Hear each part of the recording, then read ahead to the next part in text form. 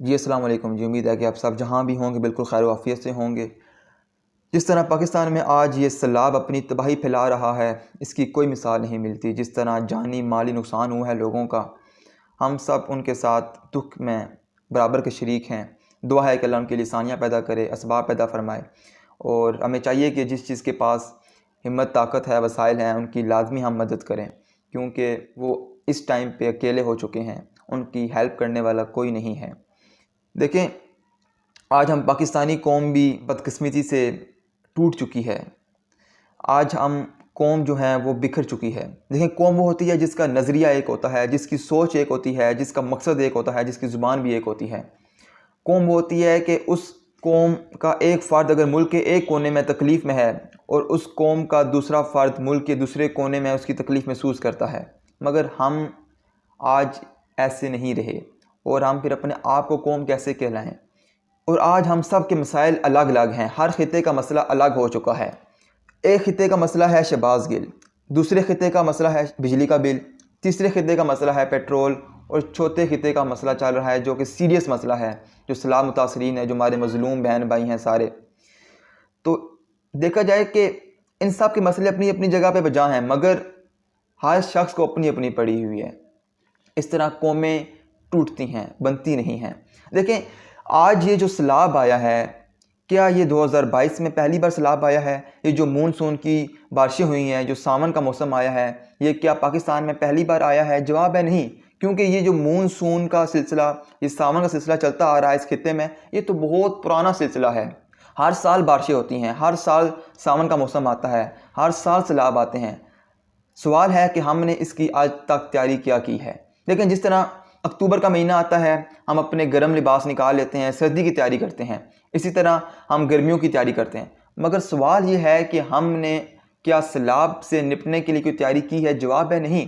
क्योंकि हमारी माजी की हुकूमतों ने इस तरफ तवज्जो ही नहीं दी। हमें सिर्फ रोटी, कपड़ा, मकान, रोडों तक महदूद करके रख दिया है। हमारा सिर्फ यही मसला है, और हम रोने धोने के सिवा कुछ नहीं करते।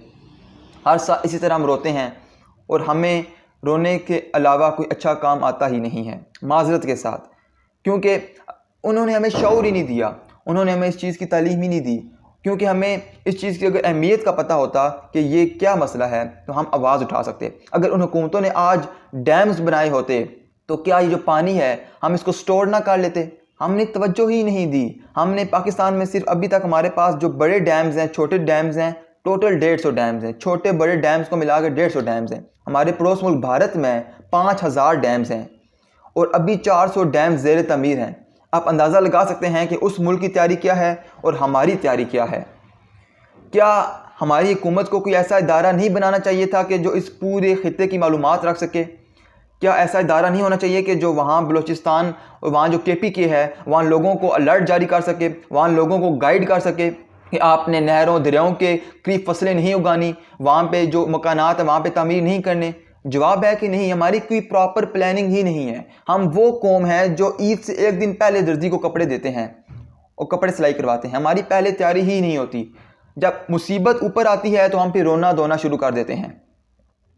देखें, जब यूरोप में कुछ अरसा पहले, 300 साल पहले सैलाब आया था, तो वहाँ उसके बाद उन मुल्कों ने क्या किया कि अपने स्टूडेंट्स को स्विमिंग करना लाजमी करार दिया, और आज यूरोप का हर दूसरा फर्द स्विमिंग करना जानता है। ये होती है सोच। जब तक हम ये सोच नहीं बदलेंगे तो पाकिस्तान, यकीन करें, तरक्की नहीं कर सकता। पाकिस्तान दिन ब दिन नीचे ही जाएगा। और आखिर में हमें थोड़ा सा अपने आप को भी झंझोड़ना चाहिए और उनसे इबरत हासिल करनी चाहिए कि जिस तरह वहाँ देखें किस तरह बड़ी बड़ी बिल्डिंग्स और किस तरह जानी माली नुकसान हुआ है, और किस तरह पानी ने एक ही बहाव में आके सबको निस्तो नाबूद कर दिया। इससे थोड़ी सी इबरत हासिल करें और अपने आप को भी देखें, क्योंकि हकीकत यही है, हज़ारों साल की मेहनतें इसी तरह पानी हो जाती हैं। थोड़ा सा ख्याल करें अपना, बहुत सारा ख्याल रखिए। अल्लाह पाक आप सब का हामी नासिर हो। बहुत शुक्रिया। अल्लाह हाफिज़।